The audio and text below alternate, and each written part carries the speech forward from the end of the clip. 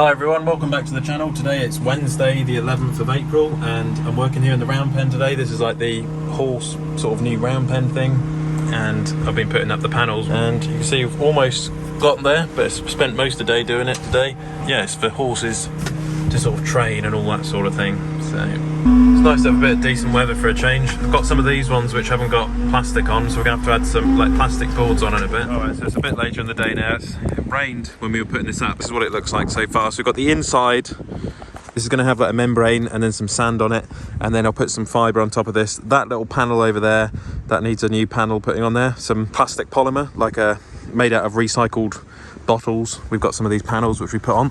I stay out the horse stuff, but this is a project I've been working on and it's almost finished now, so just got to put the sand in. On from the round pen at the moment. This is the tanker which I've recently been working on repairing. It's coming together, but unfortunately it has rusted up. I've ordered a new valve which is to go in here, but they come from Italy, so it's supposed to be coming end of the week. Screws on here, and then it's got like a valve which I can open and close for the cows, but it's been delayed, so that's why I haven't got my new valve for to repair the tanker. And this is the old valve. It's a banjo from America.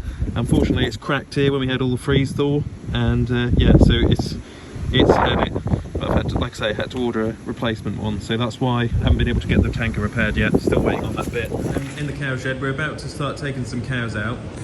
At the moment it's still a bit too wet down at the Broads, because we had rain all yesterday afternoon and then it rained all this morning, and unfortunately if we put the cattle out there now they're just going to make such a mess. So it's basically we're just waiting against the weather now. I hope at some point we'll be able to put the cattle out. Anyway, I've come into the shed here. This is our kind of indoor machinery shed. I'm sure you'll have seen it over the years on the channel and how it's changed. It used to be an old shed on the farm which was always just stored bits and bobs, kind of machinery and things like that. We've got machinery on the left, and then we've got some calving cows in the middle which we still haven't calved yet. This is where I stored all of the indoor straw from last year, and we're going to have a change up in here because these two bays I've just emptied with straw, and with the suckler herd, once they have all their calves, the mini Aberdeen Angus cross calves, I'm going to keep them and grow them up hopefully until they're about 15 to 18 months.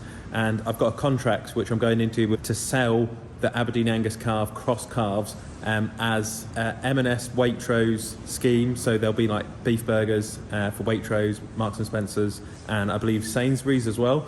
So I'm going to need a place to fatten the calves when they come back from the marshes. They'll be going out with the mothers very soon, the cows and calves, and then later on when they're weaned in the year they're going to be coming home, and I've got an idea to put some feed barriers on these girders, and I'm going to be rearing the progeny as a fattening business, if that makes sense, like a mini fattening yard, kind of fattening enterprise. We'll be putting a feed barrier along here, a feed barrier along that other side down there, and we're hoping to store, if we can, up to 60 of our own calves in here, fattening our suckler cows' calves. And it all came about because the other day we were talking about, should we get rid of the suckler herd? A lot of you guys have been saying, you know, the suckler herd is a burden, they're expensive to keep the cows all year, and then you get the calf at the end of it.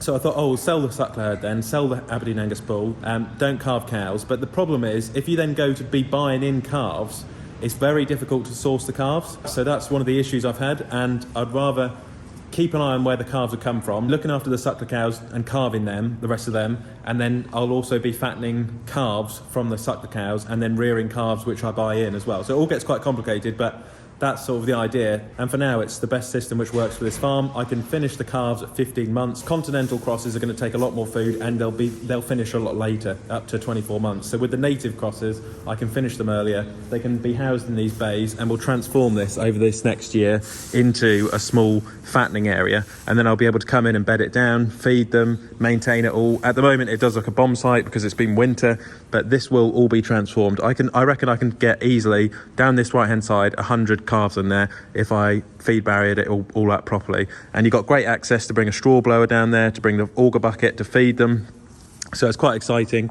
And yeah, I've been looking for some second-hand feed barriers, so if anyone knows where I can put some feed barriers up there. I think it's about 20-foot gaps, so I need 20-foot feed barriers because you've got to measure in between, and it's about 19.5 foot in between the girders. Really, the suckler cows are really important to the farm because without them we wouldn't be able to control the calves which come to the farm. We're breeding our own calves, and then I do buy some in from the dairies from the West Country, from Meadow Quality, so it all works. We'll be breeding our own calves, fattening them, finishing them with hopefully all of our own food fodder beet, rolled barley, which we're keeping back this year, silage and straw, which will the silage will come from the marshes, and the straw obviously from the spring barley. So kind of homebred calves, that's the idea, and I'm hoping that, touch wood, it will work well, and yes, it's quite exciting.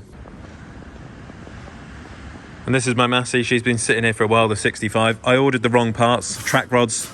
Birds have been making a mess on that. I've ordered the wrong track rods. I ordered 2 left-hand ones, and I needed a left-hand track rod and a right-hand one. So I'm hoping over the weekend, the right ones will turn up, and then I'll be able to begin work getting the Massey 65 back up and running. So it's quite exciting if I can fatten the calves we carve on the farm here, you know, the Aberdeen Angus crosses.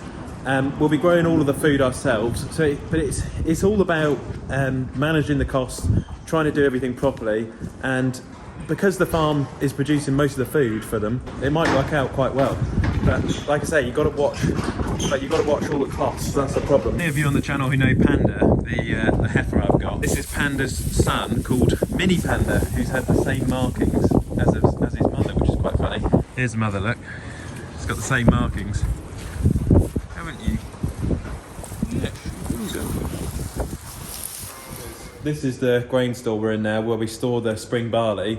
We'll keep a fair bit more back from it this year, and then feed that to the calves to try and fatten them, get them up to 15, 18 months. The only thing is we've changed contractors now, so the combine which will come in to do the combining will be massive. I think they've got like a class Lexion 770 or 780 and a Lexion 800 I think they had on demo last year. So there'll be an enormous combine coming on this farm, and I think they've got massive trailers as well, and this is only a small grain store, so we might have to get a small trailer on loan, and maybe I could do the grain carting and cut all the barley for a change into this shed, which would be quite fun. I can get the 6R in here, but I just need a small trailer to tip it. And then what we could do is keep a bit of the barley back as feed, and then we'll grow silage, fodder beet, got the straw off the farm as well. It's just trying to make everything homegrown, and I think if it's a small family farm and you own your farm, it can work out quite well for a small fattening business, or for whatever it is you're doing on your farm, because as long as it's all in-house and you're controlling the costs, it can work out quite well. And of course equipment's, you know, quite an important factor as well. If you own some of your own equipment, like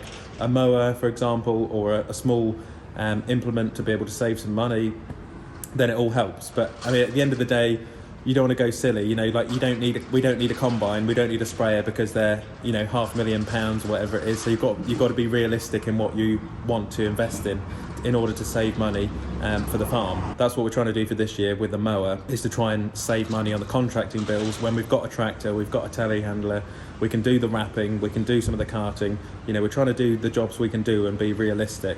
And then as well as, you know, try and fatten some of our own progeny, because we've been selling the stores off, the cow's calves for years to these fattening dealers who will come in and buy them off you for not a lot of money really, and then they'll just take them, fatten them up to 24 months or whatever it is, and then they'll sell them for 12, 1400, 1500 pounds. I think beef price is now £5 a kilo, so they'll be making some money out of your animals really. And if you can take them to the end by producing your own food, then it's a win-win. So let me know what you think about that in the comment section down below.